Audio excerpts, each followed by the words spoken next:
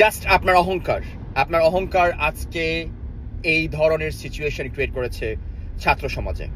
আজকে বাংলাদেশের যে উদ্ভট পরিস্থিতি, তার জন্য কিন্তু শুধুমাত্র আপনি, আপনার দলের কয়েকজন নেতাকর্মী, কয়েকজন মন্ত্রী দায়ী। আপনি যদি সহজে এটি মেনে নিতেন এবং এই শব্দটি, রাজাকার শব্দটি যদি আপনি ব্যবহার করতেন না, তাহলে আজকে এই বাংলাদেশের করুণ পরিস্থিতি এবং আজকে যত ছাত্র, যত স্টুডেন্ট, যত পথচারী, হকার প্রাণ দিয়েছে এই কোটা আন্দোলনের জন্য, তার দায়ভার আপনাকে নিতে হতো না।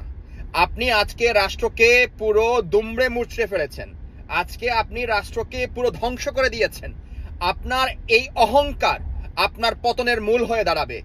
আপনি বিশ্বাস করুন, আপনি মনে রাখুন যে আপনার কারণে আজকে যে সিচুয়েশন তৈরি হয়েছে বাংলাদেশে, সেটা আজ হোক কাল হোক আপনাকেই সেটা বহন করতে হবে এবং আপনাকেই সেটা পে করতে হবে।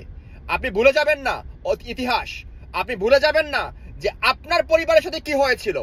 কারণ কেন কথাগুলো বলছি, বলতে খারাপ লাগলেও সত্য, তিতা হলেও সত্য, যে আপনার এই বাংলাদেশের বর্তমানে যে আপনার প্রতি মানুষের ঘৃণা, আপনার প্রতি যে মানুষের যেটা সমবেদনা ছিল একটা সময়, সেটা এখন ফুঁসে পতনের মূলের দিকে গিয়েছে।